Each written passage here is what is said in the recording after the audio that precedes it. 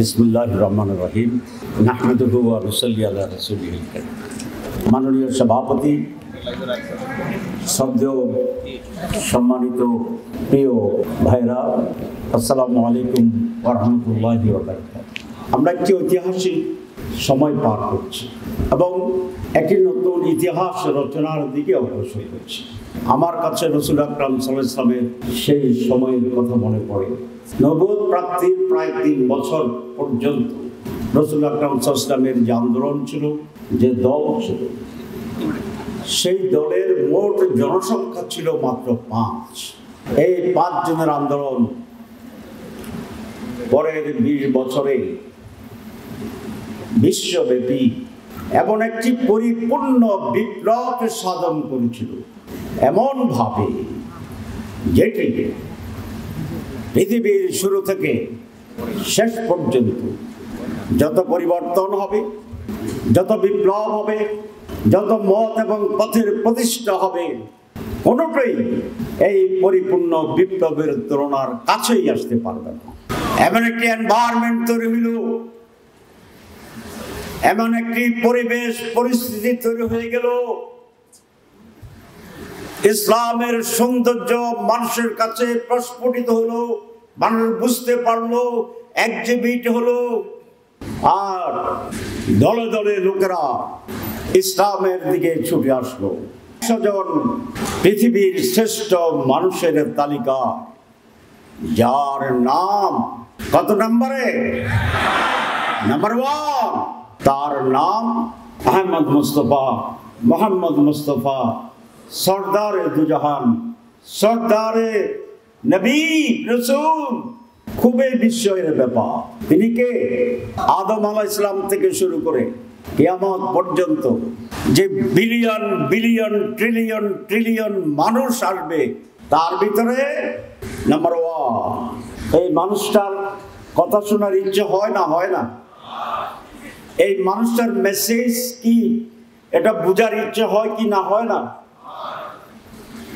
কারণ মহান আল্লাহ রাব্বুল আলামিনের পরে যারা আমাদের সাথে কমিউনিকেট করে, তার মাঝে যিনি নাম্বার 1, তিনি আমাদের প্রফেট। তার আদর্শই আমাদের আদর্শ, তার ফিলোসফি আমাদের ফিলোসফি, তার প্রোগ্রাম আমাদের প্রোগ্রাম, তার সংগ্রাম আমাদের সংগ্রাম। আমাদের সৃষ্টি হয়েছে লিন্নাস, মানুষের কল্যাণের জন্য, আর আমাদের মহান রাসূল আকরাম সাল্লাল্লাহু আলাইহি ওয়াসাল্লামের সৃষ্টি হয়েছে কি জন্য? লিইউযহিরাহু আলা দ্বীনি কুল্লি, আমাদের বিশ্বাস এবং আদর্শকে সকল মানুষের মাঝে ছড়িয়ে দেওয়ার জন্য, এবং সে আলোকে মানুষকে প্রস্তুত করার জন্য। তাহলে মুমিন হলেই তো সফলতা। আর রোকন কেন হইতে হবে? রোকন হইতে হবে মুমিন হওয়ার জন্য যে প্রচেষ্টা, যে কোয়ালিটি, যে কোয়ালিফিকেশন, যে রিকোয়ারমেন্টস, যে প্রয়োজন, যে ক্যারেক্টারিস্টিক্স, যে ফিচার্স, এগুলো যাতে আমি অর্জন করতে পারি, সেই জন্য এই রোকনিয়াতের এই স্কুলে ভর্তি হইতে হবে। রোকন হলে চলবে না। রোকনিয়াত, রোকন, এইটা ঈমানের মুমিন হওয়ার সিঁড়ির প্রথম ধাপ মাত্র। আমাদেরকে অনেক দূর যেতে হবে। It's a continuous process. রোকন হইতে হলে জীবন ধরনের পদ্ধতি পরিবর্তন করতে হবে। আজকে আপনাদের কাছে আবেদন জানাবো, আমি সহ এই দেশে ইনশাআল্লাহ মানুষ আল্লাহর আইনকে, ইসলামকে, মনুষ্যত্বকে, সততাকে, নিষ্ঠাকে, কারাপশন ফ্রি সোসাইটিকে, ভালো মানুষকে, সত্যবাদীকে গ্রহণ করবে। অতীতে এই বিপ্লবের পিছনে যে স্টিয়ারিং স্পিরিট, পরিবর্তনকারী যে চেতনা, সেটা কি ছিল? দুর্নীতির বিরুদ্ধে একটি লড়াই ছিল, ক্ষমতা কুক্ষিগত করে রাখার বিরুদ্ধে একটা ক্ষোভ ছিল, মানুষের অধিকার কেড়ে নেওয়ার বিরুদ্ধে ক্ষোভ ছিল। এই সব ক্ষোভের বহিঃপ্রকাশ পুঞ্জীবিত হয়ে একটি সময়ের এক জায়গায় জড়ো হয়ে যে ধাক্কাটা ছিল সকল শ্রেণীর মানুষের পার্টিসিপেশনে, সেটি একটি পরিবর্তন সাধন করেছে। যে বাংলাদেশ ইতিহাসের এক মোড় ঘোরানো সার্কেলে মোড়ে দাঁড়িয়ে আছে। এখান থেকে যে কোনো একদিকে যেতে পারে, মোড়ের ভিতরে চতুর্দিকে রাস্তা। দেশকে এই চতুর্মুখে নিয়ে আসছে মানুষ, এবং এখানে আনার জন্যে অনেকে জীবন দিয়েছে, রক্ত দিয়েছে, চোখ দিয়েছে, পা দিয়েছে, ঘর দিয়েছে, বাড়ি দিয়েছে, সম্পদ দিয়েছে, ব্যবসা প্রতিষ্ঠান ধ্বংস করে দিয়েছে, আরো অনেক কিছু দিয়েছে। আমি তাদের অবদানকে স্বীকার করি, কিন্তু এই জায়গায় নিয়ে আসলো কেন? তাদের উদ্দেশ্য একটি নতুন বাংলাদেশ। যারা আজকে দায়িত্বে আছেন, কেন্দ্রীয় সরকার, নিঃসন্দেহে আপনারা এদেশের মানুষের সরকার। আপনাদের প্রতি এদেশের মানুষ সমর্থন অব্যাহত রেখেছে, আমরাও আপনাদের প্রতি সমর্থন করি।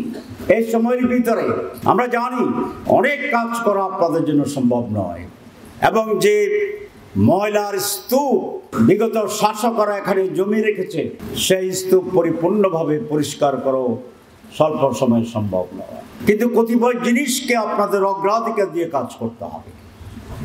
প্রথম, বিগত শাসনের দুর্নীতিবাজ অদক্ষ ব্যক্তিরা যারা বিভিন্ন জায়গায় এখনো বসে আছে, আপনাদের অগ্রাধিকার হচ্ছে তাদেরকে প্রশাসন থেকে যে যেখানে আছে সেখান থেকে অপসারণ করা।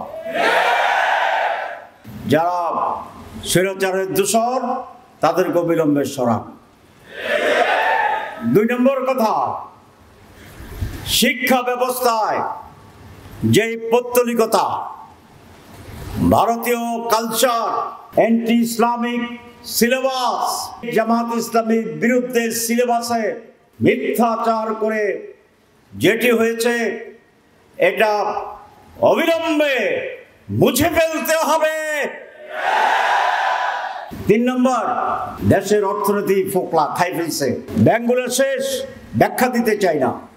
বিশেষ করে বাংলাদেশ ইসলামী ব্যাংক এশিয়ার সর্বশ্রেষ্ঠ ব্যাংক ছিল। কোন এক ব্যক্তি এই ব্যাংকের 1 লক্ষ কোটি টাকা সরাই ফেলছে।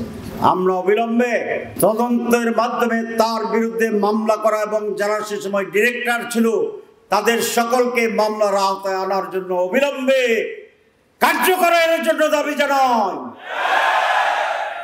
টাকা আমার, কষ্ট আমার, এই জন্য ব্যাংক সংশোধন করেন। ব্যাংকে যাদের কাছ থেকে এটা নিয়ে নিছে তাদের কাছে আবার মেহরবানি করে ফেরত দেন। এটি আমাদের সন্তান, আমরা ইসলামী ব্যাংকে জবাই করব না।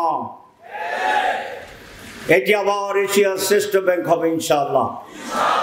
আমি অত্যন্ত আবেগ ভরে অর্থ উপদেষ্টার কাছে এই নিবেদন করতে চাই। আজকে আমি যদি আপনাদের উপরে কোনো অন্যায় কিছু বলে থাকি, আমি দুঃখিত। আমার জন্য দোয়া করবেন, আমরা ইনশাআল্লাহ আপনাদের জন্য দোয়া করব।